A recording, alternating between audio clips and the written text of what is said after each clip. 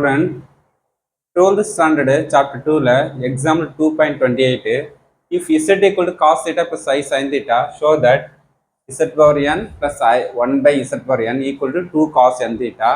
and second result z power n minus 1 by z power n equal to 2i sin n theta னு derive பண்ண சொல்றாங்க. சரிக்கு first கொடுத்துரு ஃபங்க்ஷன்ல என்னன்னா z equal to cos theta plus I sin theta next என்ன வரும் ஏன் n யூஸ் பண்றாங்க வேணும்னா டிமார்கர் யூஸ் பண்றாங்க. Okay by DeMar theorem z power n equal to cos theta plus I sin theta whole power n DeMar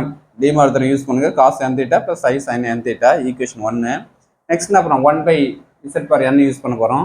1 by z power n இந்த z power மேலே போனால் z power minus n மாறிடும் z நான் cos theta plus I sin theta whole power minus n DeMar theorem வரும் அந்த n உள்ள மட்டும் பண்ணுங்க cos minus n theta plus I sin minus n theta cos minus theta na plus cos theta sin minus theta na minus sin theta. Okay, இப்போ next equation இது equation 2 இப்போ first என்ன பண்ற z power n plus 1 by z power n equation 1 2 என்ன next first add பண்ணுங்க அப்போ z power n plus 1 by z power n இது z power n ஓட ஆன்சர் இது 1 by z power n இப்போ எது கேன்சல் ஆகும் நமக்கு I sin theta plus minus cancel ஆகும் cos n theta cos n theta 2 cos n theta next 1 இருந்து minus பண்றீங்க 2 z power n minus 1 by z power n equal to